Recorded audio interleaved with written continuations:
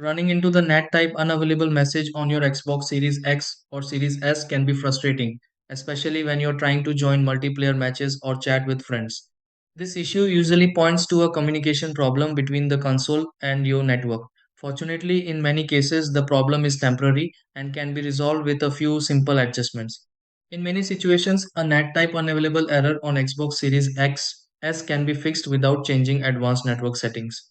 Before assuming your console is defective or changing random settings, these are the steps you can try to fix this and restore online connectivity. Restart both your Xbox Series X S console and your internet router to refresh the connection. 2. Verify that the console is connected to the correct network and has internet access. 3. Open the network settings menu and run the built-in connection test. 4.